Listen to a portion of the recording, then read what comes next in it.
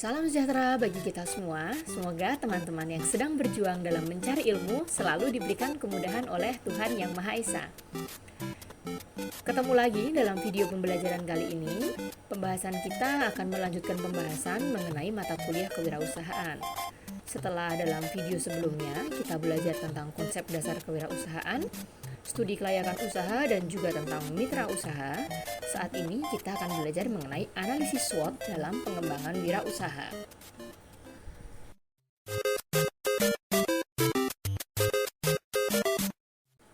Dalam materi kali ini, kita akan belajar mengenai 4 aspek pembelajaran nih. Yang pertama, mengenai pengembangan bisnis. Yang kedua, tentang pengembangan perencanaan bisnis. Dan yang ketiga adalah analisis SWOT. Dan yang terakhir atau yang keempat tentang matriks SWOT. Pengembangan dalam arti yang sangat sederhana merupakan suatu proses cara pembuatan. Sedangkan dalam arti luas adalah upaya pendidikan baik formal maupun non-formal yang dilaksanakan secara sadar, berencana, terarah, teratur, dan bertanggung jawab dalam rangka memperkenalkan, menumbuhkan, membimbing, dan mengembangkan suatu dasar kepribadian yang seimbang, utuh, dan selaras, pengetahuan dan keterampilan sesuai dengan bakat, keinginan serta kemampuan-kemampuannya, meningkatkan dan mengembangkan dirinya, sesama maupun lingkungannya ke arah tercapainya martabat, mutu, dan kemampuan manusiawi yang optimal dan pribadi yang mandiri. Peluang bisnis yang sudah terbuka luas memerlukan adanya pengembangan. Pengembangan adalah perihal berkembang, dan selanjutnya kata berkembang juga berarti mekar, terbuka, atau membentang menjadi besar, luas, dan banyak, serta menjadi bertambah sempurna dalam kepribadian, pikiran, pengetahuan, dan sebagainya. Hal ini menurut KBBI. Dalam pengembangan perencanaan bisnis juga harus melihat rencana-rencana bisnis. Ada beberapa lingkungan yang mengelilingi bisnis, yaitu lingkungan ekonomi, lingkungan industri, dan juga lingkungan global. Lingkungan ekonomi diperkirakan untuk menentukan bagaimana permintaan untuk produk mungkin berubah dalam memberikan reaksi pada kondisi ekonomi yang akan datang. Permintaan suatu produk dapat menjadi sangat sensitif tergantung kekuatan dari ekonomi. Namun demikian, kelayakan bisnis baru mungkin dipengaruhi oleh lingkungan ekonomi. Yang kedua adalah lingkungan industri. Lingkungan industri juga perlu diperkirakan untuk menentukan tingkat pesaing. Jika pasar untuk produksi spesifik hanya dilayani oleh sedikit dan beberapa perusahaan, maka perusahaan baru mungkin dapat menangkap porsi yang signifikan dari pasar. Seseorang wirausaha juga harus bertanya apakah produk serupa dapat diproduksi dan dijual dengan harga lebih rendah dengan tetap memberikan keuntungan yang wajar. Pertanyaan yang berkaitan adalah apakah bisnis baru akan dapat memproduksi suatu produk kualitas tinggi daripada produk pesaing? Ide bisnis baru akan cenderung berhasil apabila mempunyai keunggulan harga dan kualitas daripada pesaingnya. Yang ketiga adalah lingkungan global. Lingkungan global perlu diperkirakan untuk menentukan bagaimana permintaan produk mungkin berubah dalam reaksi kepada kondisi global yang akan datang. Permintaan global suatu produk bisa sangat sensitif mengubah ekonomi luar negeri, jumlah pesaing asing, kurs mata kuliah, dan juga regulasi perdagangan internasional. Zimmer mengemukakan bahwa perencanaan bisnis atau business planning memiliki 3 fungsi pokok, yaitu memberikan panduan operasi perusahaan dengan membuat rencana untuk masa yang akan datang dan menyusun strategi untuk mencapai kesuksesannya. Yang kedua adalah menarik pemberi pinjaman dan investor. Rencana yang dibuat secara sederhana dan hanya ditulis tangan dalam buku catatan tidak cukup untuk mencari pinjaman, karena mengajukan pinjaman atau menarik investor tanpa perencanaan bisnis yang mendalam jarang kali meraih kesuksesan. Dan yang ketiga, perencanaan bisnis merupakan cerminan dari pembuatnya.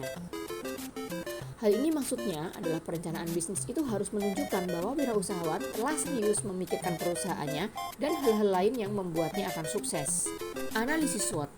Analisis SWOT adalah penilaian terhadap hasil identifikasi situasi untuk menentukan apakah suatu kondisi dikategorikan sebagai kekuatan, kelemahan, peluang, atau ancaman.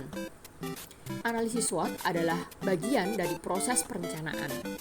Hal utama yang ditekankan adalah bahwa dalam proses perencanaan tersebut, suatu institusi atau perusahaan membutuhkan penilaian mengenai kondisi saat ini dan gambaran ke depan yang mempengaruhi proses pencapaian tujuan dari institusi tersebut. Dengan analisa SWOT akan didapatkan karakteristik dari kekuatan utama, kekuatan tambahan, faktor netral, kelemahan utama, dan kelemahan tambahan berdasarkan analisa lingkungan internal dan eksternal yang sudah dilakukan. Analisis SWOT adalah suatu bentuk analisis situasi dengan mengidentifikasi berbagai faktor secara sistematis terhadap kekuatan-kekuatan dan kelemahan-kelemahan atau organisasi dan kesempatan-kesempatan serta ancaman-ancaman dari lingkungan untuk merumuskan strategi organisasi. Metode analisis SWOT bisa dianggap sebagai metode analisis yang paling dasar yang berguna untuk melihat suatu topik atau permasalahan dari 4 sisi yang berbeda. Hasil analisisnya adalah arahan atau rekomendasi untuk mempertahankan kekuatan dan menambah keuntungan dari peluang yang ada, dengan mengurangi kekurangan dan menghindari ancaman. Jika digunakan dengan benar, analisis SWOT akan membantu untuk melihat sisi-sisi yang terlupakan atau tidak terlihat. Yang pertama, strength adalah situasi internal organisasi yang berupa kompetensi, kapabilitas, sumber daya yang dimiliki oleh organisasi yang dapat digunakan sebagai alternatif untuk menangani ancaman. Yang kedua, kelemahan atau weakness adalah situasi internal organisasi di mana kompetensi atau kapabilitas atau sumber daya organisasi sulit digunakan untuk menangani kesempatan dan juga ancaman. Yang ketiga adalah peluang atau opportunity adalah situasi eksternal organisasi yang berpotensi menguntungkan. Organisasi-organisasi yang berada dalam satu industri yang sama secara umum akan merasa diuntungkan bila dihadapkan dengan kondisi eksternal tersebut. Misalnya, ada segmen pasar tertentu yang belum dimasuki pemain lain. Secara umum akan menjadi peluang bagi organisasi manapun yang berhasil melihat pasar tersebut. Dan yang terakhir adalah ancaman atau threat, adalah suatu keadaan eksternal yang berpotensi menimbulkan kesulitan. Organisasi-organisasi yang berbeda dalam satu industri yang sama secara umum akan merasa dirugikan atau dipersulit bahkan terancam bila didapatkan dan dihadapkan pada kondisi eksternal tersebut. Contoh, 2 tahun yang akan datang akan masuk nih pemain baru dari luar negeri yang memiliki teknologi dan modal kuat. Secara umum, kondisi tersebut akan menjadi ancaman bagi semua organisasi yang saat ini berada dalam industri yang sama. Terdapat beberapa hal yang perlu diperhatikan dalam pembuatan analisis SWOT, yaitu yang pertama, analisis SWOT bisa sangat subjektif.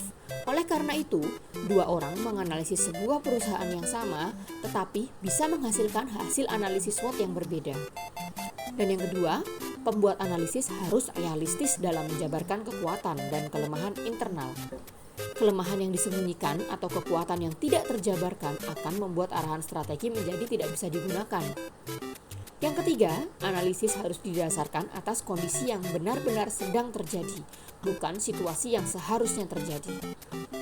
Dan yang keempat adalah hindari gray area atau hindari kerumitan yang tidak perlu dan juga analisis yang berlebihan. Secukupnya saja.